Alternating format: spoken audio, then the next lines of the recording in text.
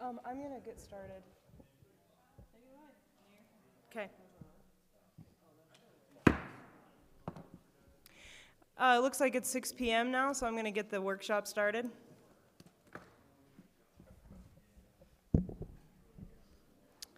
All right, this is the Cortez City Council work session. It's Tuesday, June 14th, 2022, and the time is 6 p.m.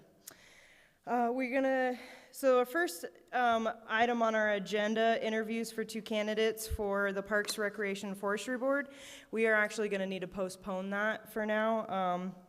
Something came up, and so we'll have to put that on a future agenda item, or a future workshop. Okay, so we are gonna move on then to item C, not sure where A went. The discussion on family and medical insurance presented by HR Director Matt Kashner. Thank you, Matt. Thank you, Council and Honorable Mayor. So I hope that you all had a chance to look over the information that was provided about the Family Medical Leave Act. It's a statewide program that was approved by voters for everyone in Colorado to have access to paid family leave. As the premiums are 0.9%, which is split evenly between the employee and the employer. That can increase up to 1.2%. I don't really know what criteria what it takes to make it be raised to the 1.2%.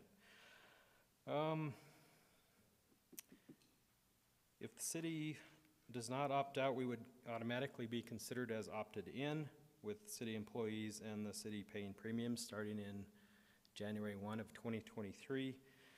Side note on that is that the premiums begin on 1/1/23, but no one can use the program until 1/1 of 24, and I'm assuming that's to build the fund. If we did decide to opt out, the decision is not permanent. We could reconsider that at any time. And considerations, the city already offers a competitive paid leave program. We offer 12 holidays, hopefully 13, maybe after tonight.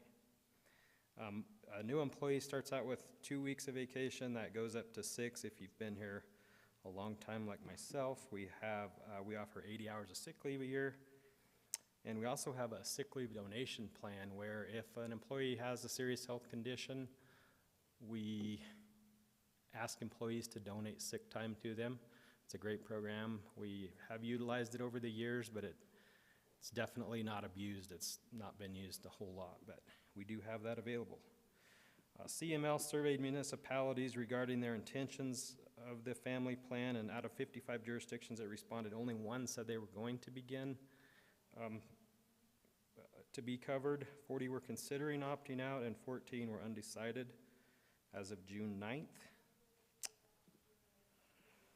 If council would opt out, staff recommends also declining to withhold and remit employee premiums for those who elect coverage. So if we decide to opt out as a city, employees still have the option to opt in, pay the premiums on their own. They have exact same benefits as if the city opted in. I did read that if we opted, one of the options is that we could hold and remit those for the employees.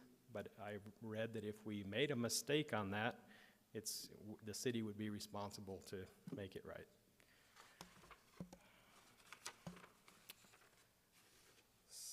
City employees would have deductions from their paycheck for this program beginning 2023, regardless of whether they believe participating is the right choice for their family.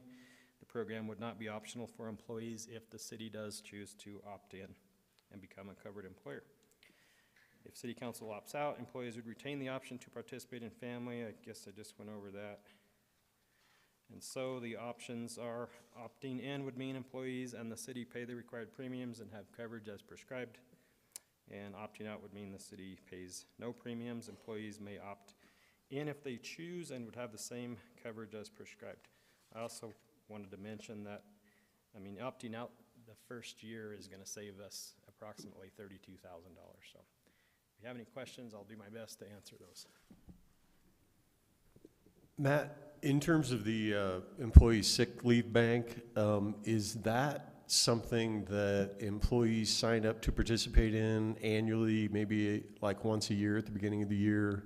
Or is it, it sounded like the way you described it, it was kind of based on need, that somebody could say, oh, so-and-so's sick, and I would, you know, like to give them 2 of my days or something like that.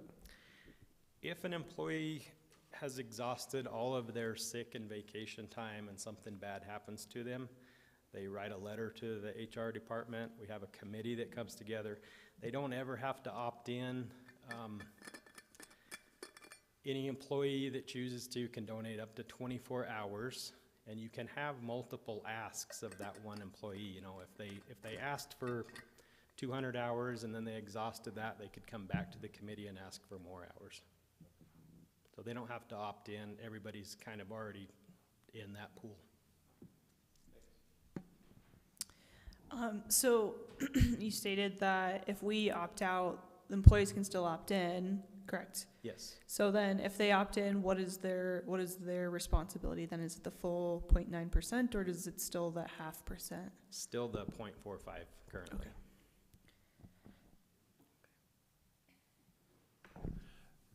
You told us the advantages, and it sounds like it's a win-win, but what are the bad things that could become of this if we were to opt in it?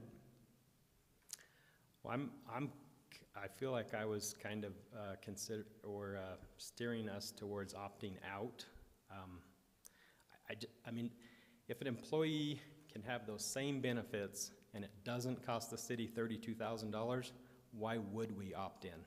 That's exactly what I was thinking. If Yeah. they can do it on their own and the city not pay anything, but they get the same amount of benefits, then let's let the employees do it if they so choose, and the city not do it. That's where I'm at.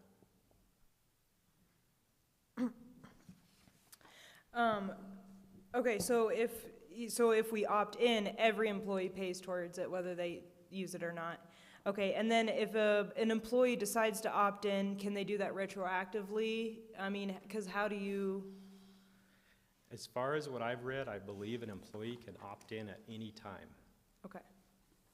And then my last question is about the sick pool. Does that count towards pregnancies and like new parenthood? Yes. Okay. So how, Actually, I think it has to be a serious health condition. So if they had a problem with a pregnancy, then yes. I don't believe that they could use the donated sick leave for just like a healthy birth. Okay, like a planned, okay. so the city can opt in annually, just like during a period of opting in, or can it be 3 months from now? Is it just once a year that option exists? You know, there's a lot of rules also about this thing that are not clear yet. I know that we could opt in. I would assume that it might be like an open enrollment every year. Next year, if we wanted to opt in, we could jump in. I do believe if we opt in, we're in for 3 years. If we opt out, we have to revisit this 8 years from now and vote again. Okay. Thanks, Matt. Any other questions, Arlena? Thank you. Yeah, I was gonna say, I think it might be wise just to wait a little bit to see if there's even an added benefit to this program and see how it pans out across the state too. Absolutely. I mean, there's a lot of kinks that they have to work out yet. Okay. Mayor and council, if I could address Matt. Matt, don't we only have a limited amount of time to make a decision on this? I think there's, if I recall, there was something they wanted to answer by the end of this month or July. We have to opt out. Yeah. The end of this month, we'll have to have some sort of we'll have to have some sort of a resolution or an ordinance opting out. And then I think it's the next 8 years, you said, would come up again, or? Yes, that's correct. I don't think there's a hard and fast July 1, we have to have this decision, but I know there's already a lot of other municipalities that have opted out, and I mean, to me, it's better to be ahead of the curve than behind the curve, and so I do plan on bringing a resolution to you all the next meeting. Okay, thank you, Matt. All right, thank you. We're well ahead of schedule.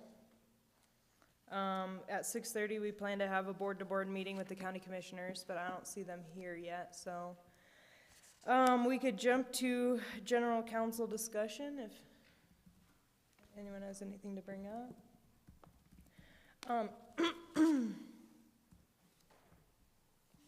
Okay, before I go, can I ask a question about, I guess, having a demonstration xeriscaped area? Because I know that's something we want to encourage, you know, to save water, and is there a way that we could pick a place in the city and have kind of like a demonstration plot on what a xeriscaped lawn would look like and what kind of plants they are, and I don't know, it's just an idea that someone was throwing out in the community. Yeah, thank you for that question, Mayor, and absolutely, that is something we could look at doing. Right now, we don't really have the capacity to be doing it. We are tapped. I mean, we're trying desperately just to get the lawns watered, and the parks, you know, kept up. Well, it's something we'd have to plan on and probably partner with a group that's a little more expert at it than we are.